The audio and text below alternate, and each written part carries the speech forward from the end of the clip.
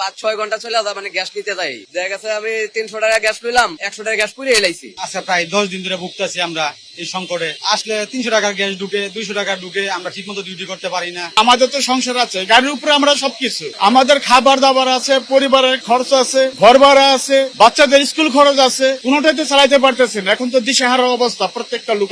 আমরা চাই অতি সত্বর আমাদের এই গ্যাসের সমাধান যেন তারা করে। আজকে সকাল 6:40 থেকে সিরিয়ালে মানে ধরছি, আর এখন মনে হয় যে প্রায় 10টার উপরে বাজতেছে, এখনো গ্যাস পাই না, এখনো গ্যাসের মানে লাগাই থিছে, এখনো লাইন লাগাই নাই।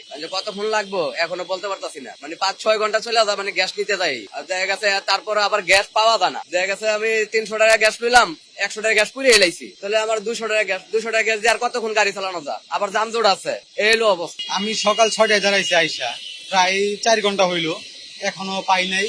কখন পাবো জানি না। পাম্পে আইসা দাঁড়ায় থাকি ঘন্টার পর ঘন্টা, সময় অপচয় হইতেছে। এবং আজকে প্রায় 10 দিন ধরে ভুগতেছি আমরা এই সংকটে।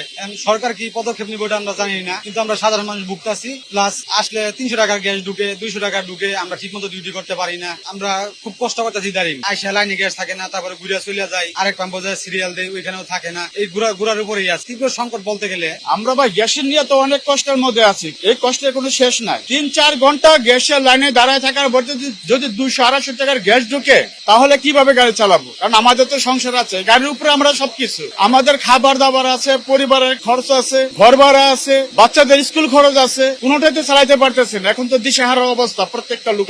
আমার মনে হয় যারা উবার চালায় সাধারণত, এদের তো কষ্টের কোনো শেষ নাই। আমাদের প্রথম যখন এই সমস্যাটা দেখা যায়, প্রথম শুনছিলাম 2-3 দিনের মধ্যে হয়তো সময় লাগবে, ঠিক হয়ে যাবে। তারপর তো আজকে মনে হয় 15-20 দিন হয়ে গেল, আমরা তো কোনো পরিবর্তন দেখতেছি না। এখন নিজেরা বলতে পারতেছি না মানে কবে নাগাদ এটা এই সমস্যাটা শেষ হবে। এখন যদি মন্ত্রণালয় তারা যদি আমাদের দিকে একটু দৃষ্টিপাত করে, তারা যদি দেখে আমাদের কষ্টগুলা, এবং তারা তো হয়তো প্র্যাকটিক্যাল তারা বুঝতেছে না। যদি আমাদের মতো অবস্থার মধ্যে তারা থাকতো, আজকে তাদের কি অবস্থা হতো? আমরা চাই অতি সত্বর আমাদের এই গ্যাসের সমাধান যেন তারা করে।